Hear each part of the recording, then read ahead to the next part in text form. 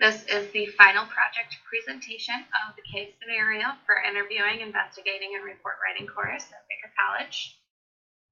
The case scenario was number 6 that I chose, and the scenario goes like this.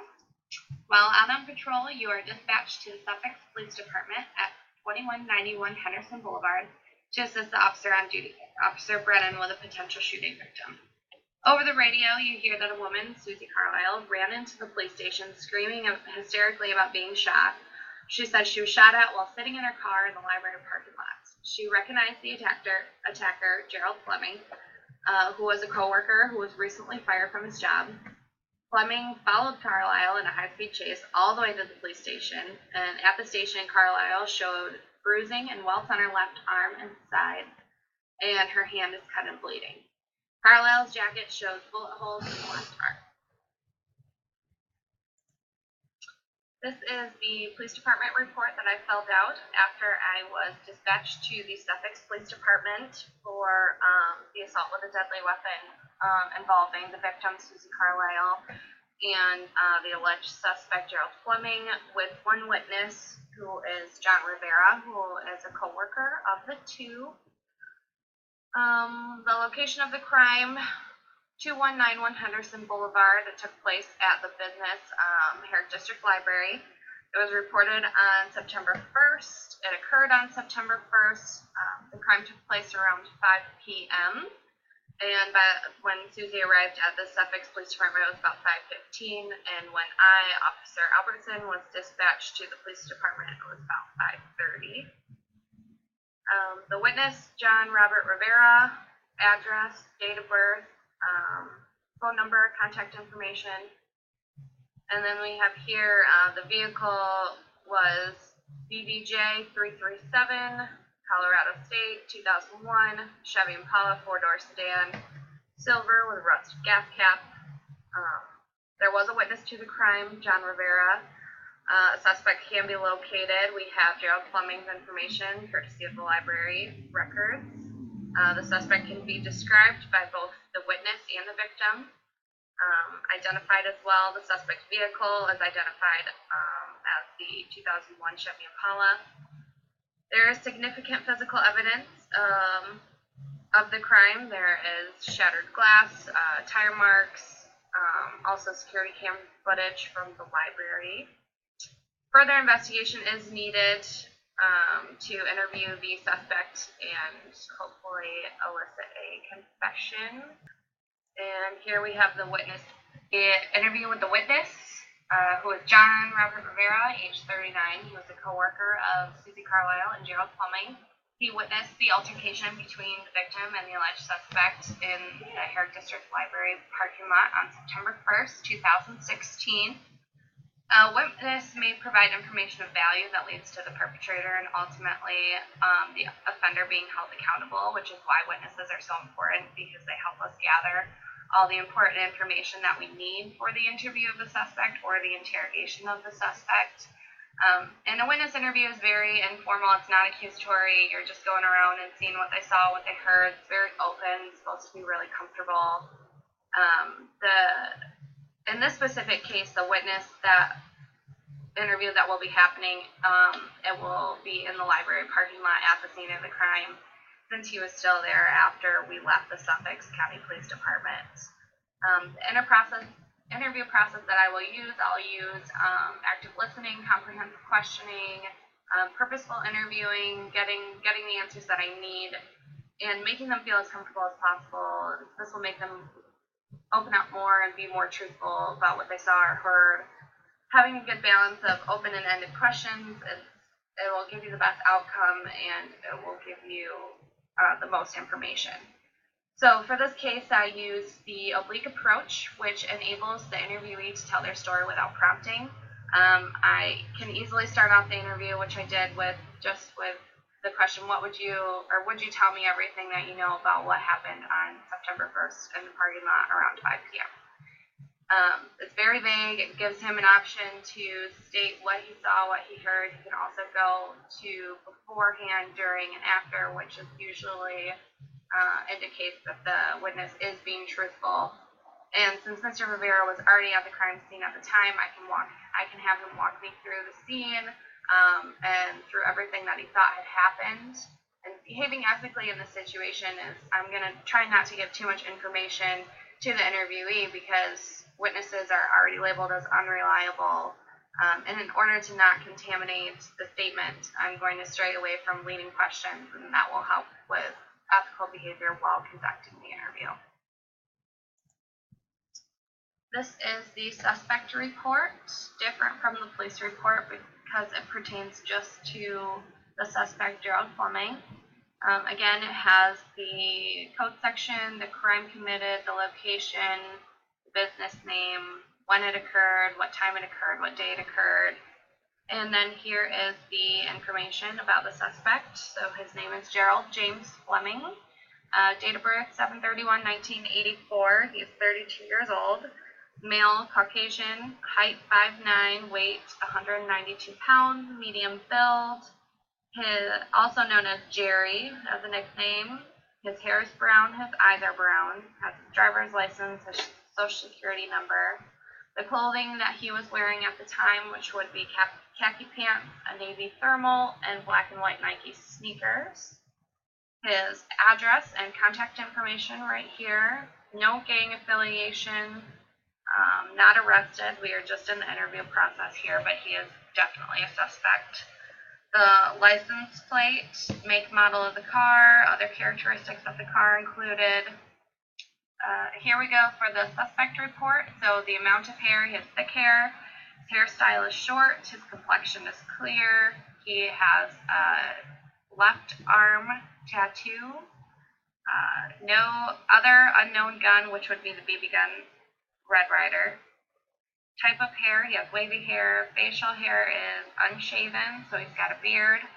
Hair condition, he looked clean. He's right-handed, no glasses, no speech impediment, no unique clothing, no gloves, no ski mask, nothing like that. Reporting officer and reviewing officer signatures. Then we have the suspect report here. So this was the suspect interview. At the time, this took place after the witness interview with John Rivera. So we did interview Gerald Fleming, and he ended up not wanting to talk anymore, so we concluded that interview. A couple days later, we went back and did the interrogation with him, where we did elicit a confession. This is the portion of the suspect report that includes the suspect interview and the suspect interrogation. And the suspect is Gerald Fleming, age 32, white male, 5'9", brown hair and eyes, lives at 222 Water Street. And witnesses characterize him as being hot-tempered and agitated. After reviewing incidents at work, I noticed a pattern. That pattern is that he's always on the defense. I feel that even though his demeanor is unappealing, I would like to conduct a non-custodial interview, and doing this typically introduces a strong element of surprise and would give him a false sense of superiority, which would make him think that he has the upper hand, but he does not. I would conduct this interview outside the suspect's home with a partner for protection. And interviewing a suspect is different from interviewing a witness because most of my evidence was gathered through my victim and my witness interview. There's also security camera footage that backs up those two statements. This allows me to know the crime that I'm asking about and be a step ahead of the suspect. I can confront him with facts and use more close-ended questioning or leading questions compared to the open or direct questioning I used with the witness and victim. I've assessed the suspect and come up with a strategy that should allow me to get an admission of guilt or confession. Guilt and remorse and entitlement are examples of emotions that an interviewer or interrogator can exploit. Prior to my interview, I determined that exploiting will lead me to a successful interview. Some of the interviewing techniques I used were appealing to the suspect's self-interest, and this provides them with the feeling that they would just be better off if they confessed or got it off their chest. It is important to do this ethically and legally, though, because promising certain leniency could infringe on the right to due process. And another technique that I can use while interviewing the suspect is to confront them with the evidence of guilt. I have multiple sources of evidence that shows guilt of the suspect, and I could do this by using leading questions. For example, as you know, I've spoken to John Rivera, who was a witness to the altercation. He told me he saw you attack Susie in the parking lot and then shoot her with your gun. Or tell the suspect, I know how he got those cuts on his hand. It was from punching out the victim's car window. These techniques that I could use are different from witness and victim interview because I'm trying to elicit a confession or admission of guilt. And if I didn't have sufficient enough evidence, I would need to find the evidence as well as obtain the confession. So doing the interviews with the victim and with the witness just makes it easier for you to do the interview or interrogation with the suspect. This is the portion of the suspect report. Suspect report for suspect interrogation. The purpose of this interrogation is to elicit a confession for the crime committed against Susie Carlisle. The interview with the suspect did not fulfill an admission of guilt. The Reed model relies on decreasing the suspect's perception of the consequences of confession. Having this planned approach and interrogation techniques combined with ethical behavior and within the suspect's legal rights, the outcome of the interrogation should be successful. I will confront the suspect, Gerald Fleming, with all the evidence against him, and coupled with his false sense of superiority and downplaying the offense while putting blame on others, he is sure to admit to assaulting Susie Carlisle. The steps I will take before I begin interrogation with Fleming would be to make sure I have all of my evidence in order. This would include the security camera footage, witness interview, victim interview, and the interview with the suspect himself. Using technology in an interrogation can be as simple as playing back a recording of a witness statement. Knowing all of my evidence will make it easier for the interrogator to trap the suspect in a lie or confront them directly. This also would allow the suspect to admit to the crime without me having to harshly question him. There are many interrogation techniques that would help get the suspect to admit the truth. The interrogation technique that would give this specific case the best outcome would be to appeal to the suspect's self-interest.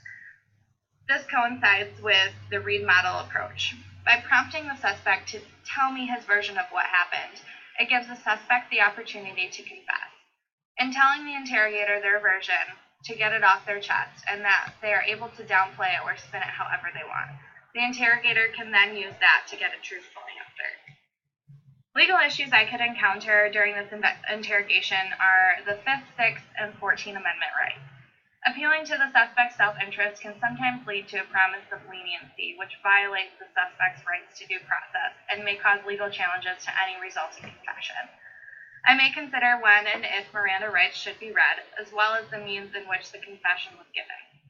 If I obtained a confession illegally, it would be unconstitutional, and I alone would be responsible for the repercussions. In addition to being faced consequences, the case against the suspect would most likely ruin the case, and depending on how far it is in the court process, charges may be dismissed. If the confession was compelled using force, threats, or overwhelming pressure, it would be violating the suspect's Fifth Amendment rights. Ethical issues I may want to consider is how I treat the suspect. Tactics may be questionable, but I should always follow a code of conduct. The interrogation concluded with a confession from Mr. Gerald Fleming for the attack on Susie Carlisle in the parking lot of the library on September 1st, 2016. I believe that the suspect is remorseful and didn't mean to act out so violently. When someone is trapped in a corner, they do things they wouldn't normally do. Please take into account all the information when sentencing this offender. Conducting this interrogation in the most ethical and legal way possible has led me to these results, with the help of interviewing, interrogating, and investigating techniques I learned from the course manual.